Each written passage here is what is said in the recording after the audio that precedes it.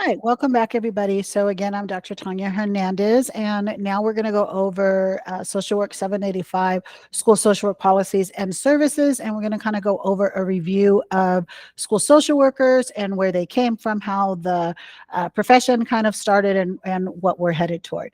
It's important that we understand that school social work is a very specialized area within the genre of social work as a profession. So the National Association of Social Workers recognizes very few social workers as specialty areas. And school social work is one of those areas that is recognized as a specialty area. So what that means is that school social workers need specialized training and specialized understanding so that way they are able to work within a school setting because it's a host environment. And what I mean by a host environment is that schools were not made for social workers to work there.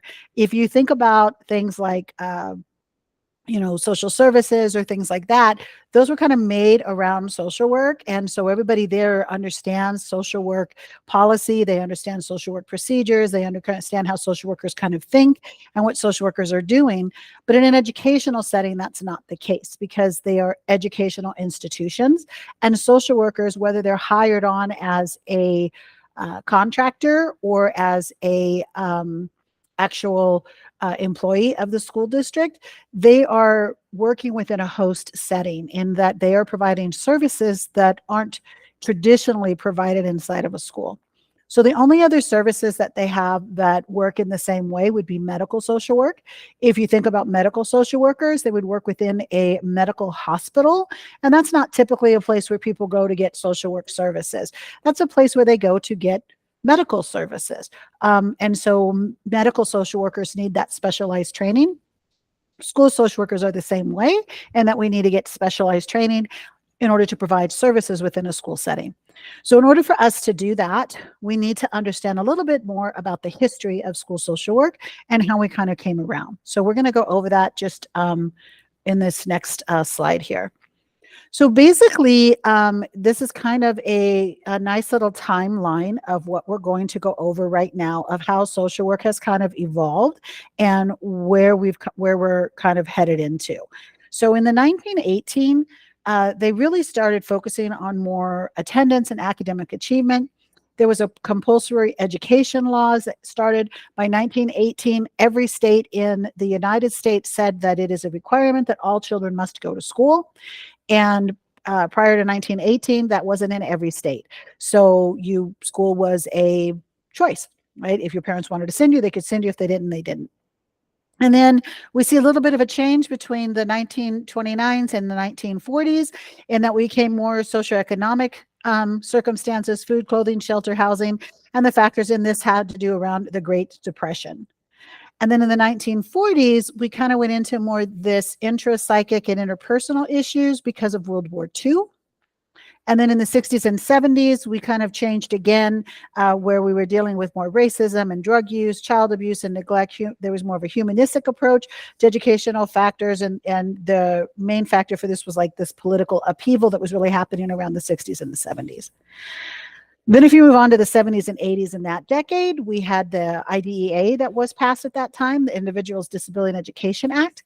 Prior to IDEA, if you had a special education or disability of some sort, schools were not necessarily having to actually provide you with this free and appropriate public education. So IDEA said that all children have the right to a free and appropriate public education, and it is the responsibility of the schools to provide all students with that, regardless of their disability or special education. So the factors for this became to this rights to the free and appropriate public education. This is where you see a large increase in school social workers, particularly around the area of special ed.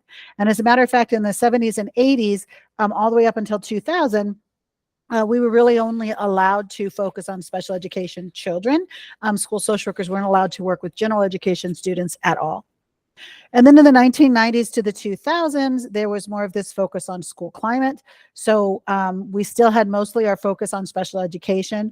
But the factors in this, if you think about the 1990s and the 2000s, we had Columbine, we had more increase in school violence, there was more technical changes that had happened, there's an increase in more single parent households, a lot more of people having babies out of wedlock or not being married at all or divorcing and that kind of stuff. So all of that kind of like, you know, increased what was going on with social workers. And so we kind of started focusing on that. Then in 2003, we had a hard shift that kind of happened when it comes to what we were doing. And this lasted until about 2014 with the No Child Left Behind Act. And then the zero tolerance laws that kind of came along with that. So the No Child Left Behind was by George Bush, President George Bush, and he was saying that at some point in a child's education, they're not going to understand everything that is being taught with them. And the problem is that we're not going back and reteaching when we find a child that has not learned the particular concept that they need. And so then that child falls further and further behind.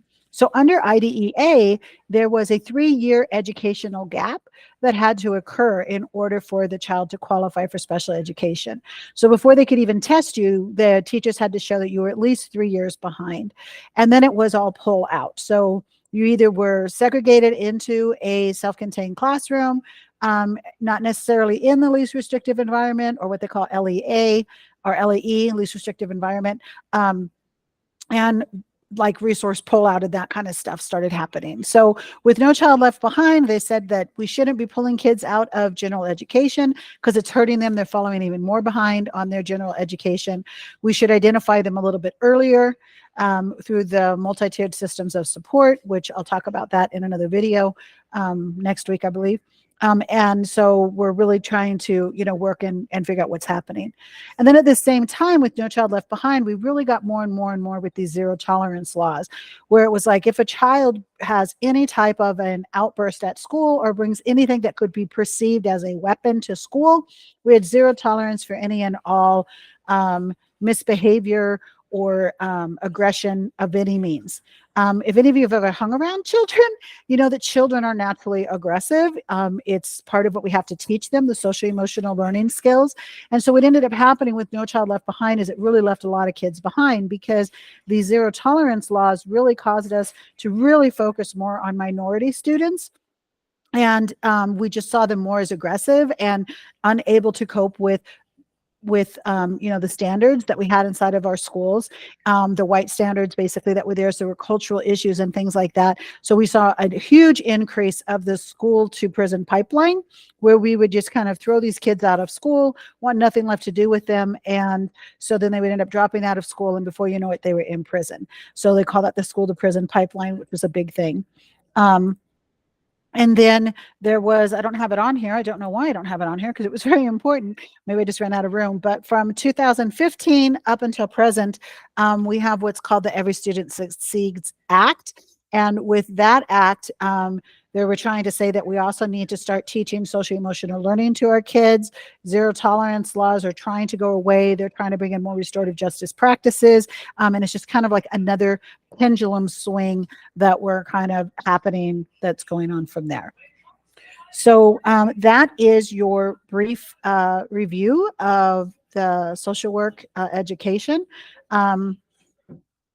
Let me just look at these really fast here. I don't think that I want to go through all of this professional history, because I just did on our other slide. So I will post this PowerPoint into your school, so that way, if you want to learn more about this, you can. But otherwise, thank you very much for your attention and time. Bye.